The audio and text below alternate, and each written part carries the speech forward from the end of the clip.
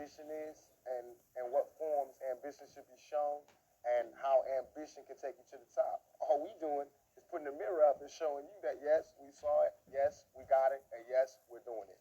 So that's what this video is about.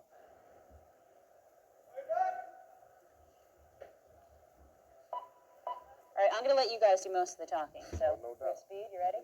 All right, so first of all, just simply explain the concept of the video to me.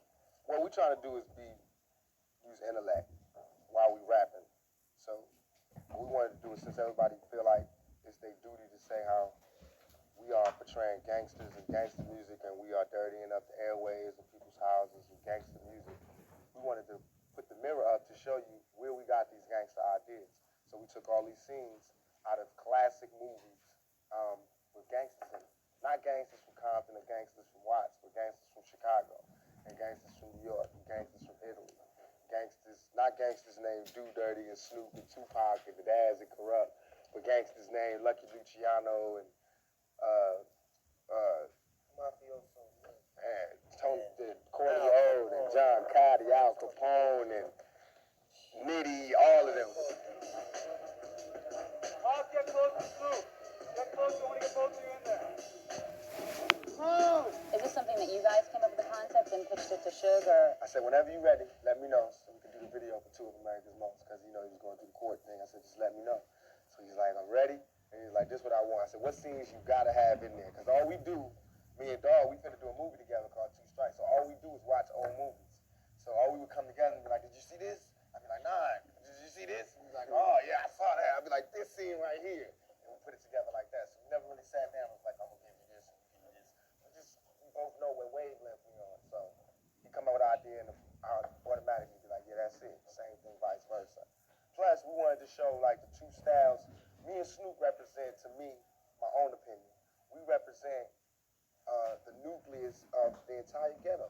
I represent the hardcore, grab at you, no holds barred, no prisoners, relentless, hustle to the early morning hustler type of person, thug, you know. And Snoop represent the more calm, all legit, right by the book, no waves, let's get our business handled. You know what I mean? We both represent, you know what I mean? Both sides of the game. The calm one and the relentless one.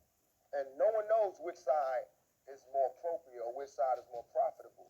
But we're showing you both sides. And if you look at our lives and look at our music, you'll see where each side takes us. Because right now, we side by side, hitting them up through this whole industry, through this whole world. We're hitting them up side by side.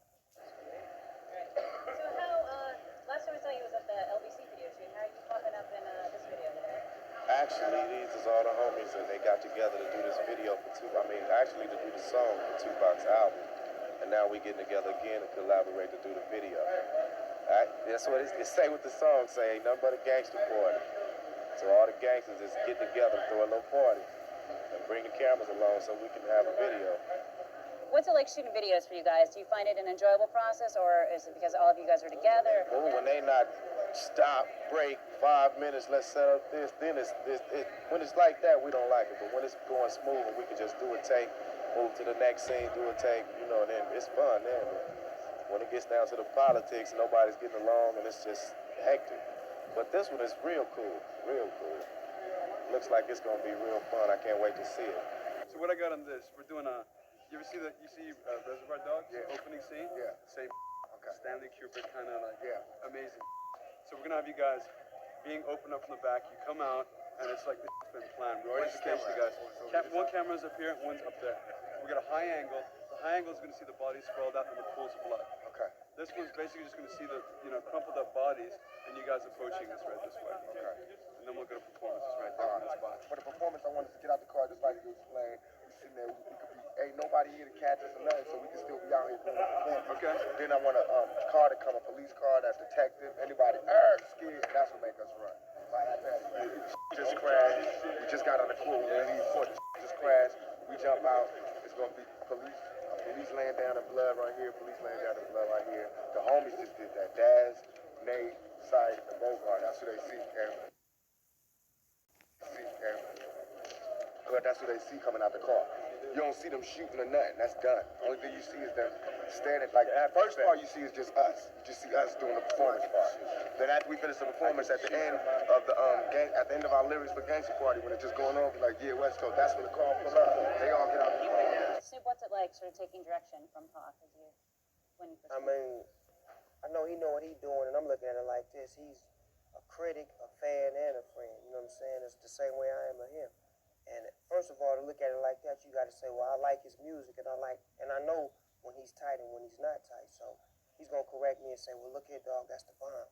Keep doing it like that. The same way I'm gonna tell him, and that way we ain't gonna never go wrong because we don't have no egos to where he can't tell me nothing, I can't tell him nothing. We look at each other like your word is good, and that's the best business in the world. Whenever you can tell somebody that they ain't right, and they give you that nudge and say, all right, it's cool, let's move on.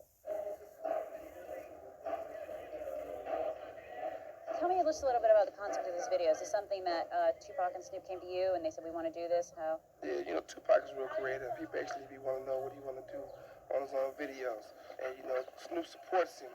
So, and I support them. So I don't try to make all the decisions. I give them the right to do what they want to do. Pac had an excellent idea. We had some other people give us some treatments that it was real dry. And the song was too powerful for the treatment we had. So I decided to let Pac do it, which is for the best, and it worked out. Is Pac almost taking a director credit in this, maybe? He's the director of it. He's definitely the director of it. I think he probably been directing the majority of his videos, but people probably just never gave him the credit. So this time, on Death Row, we definitely get his credit. When you guys were writing Two of America's Most Wanted, were you writing sort of almost as like a you to like the Bob Doles of the world, or people that censor things like that? Or Me what did you guys personally, have in when I mind? wrote it, I was so happy that Pac was out of jail. You know what I'm saying? I was happy, and I was like, damn, I got to give up my best performance. You know what I'm saying? To compliment him and not to take nothing away from him, but to let him know that I'm with him. And so it's just like, okay, the song was 4 minutes, right? You got a certain amount of time to say what you're gonna say. So I wanted to be precise to say what I wanted to say. I wanted to let people know I was thinking about my case, and I was thinking about him as well. Because if they take me away, they gotta let him go. So he gonna be speaking for me while I'm in, like I was speaking for him while he was in. So it's just networking and letting them know that you can take one of us, but you can't take us both. And if you let us both go, that's when you really did. Yeah.